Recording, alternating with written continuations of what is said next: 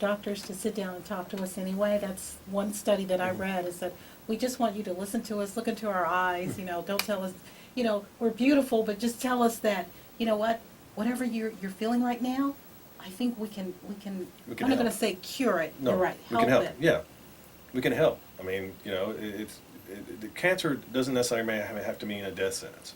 Thank you. Okay, there's cancers out there where people they can live for a long time with. There are cancers out there that are very devastating. I'm not minimizing those cancers. Those cancers, there are some cancers that conventional medicine is right on. Colon cancer is one.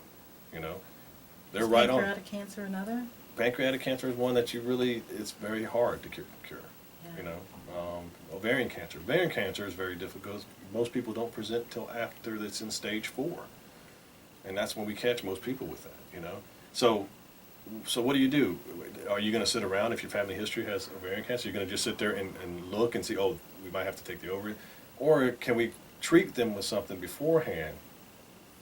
A better word is give them something and prevent the disease or reduce the risk. You can't really prevent 100%, but if I can reduce your risk from, let's say, 50% to 25%, that's significant.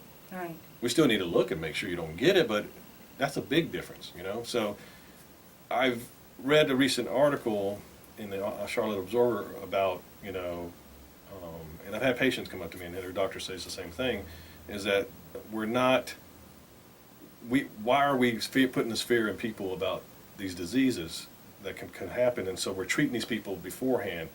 No, what we're doing is, we're not like a car where we can change our engine out or our transmission, or if something breaks down in you, for the most part, you can't change the part out. And then you don't really want to go through a heart transplant because they save lives, but they're very devastating.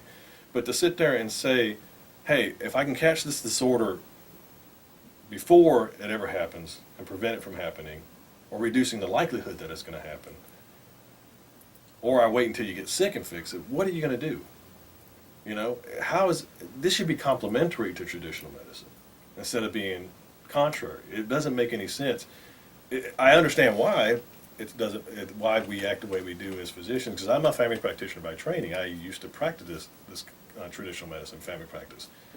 It's the way we're taught, and this is it, and this is it. And we put these blinders on, and it's this way or the highway, Only recently have I noticed some physicians that I've talked to, which is cool, I like this, that are more open to, hey, yes, I've tried this and this, I can't help this patient, what can you do for them? And we use evidence-based medicine. We look at the studies. The studies will lead you this way.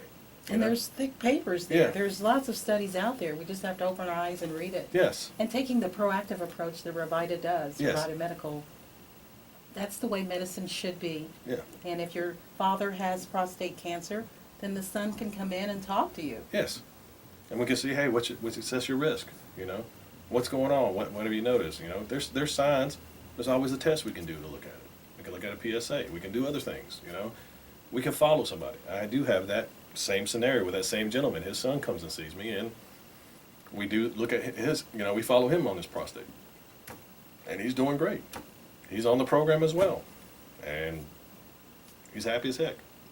The Revita approach, we like that. Yep. Anything else we can leave on when testosterone is involved, the hormone testosterone, and prostate cancer before we leave out today? No, I think I've talked about all I think I need to talk about it, but I will tell you this. Prostate cancer is not necessarily a death sentence if you get diagnosed with it. Okay. Again, I have people that have chosen to live with it, and you just monitor it.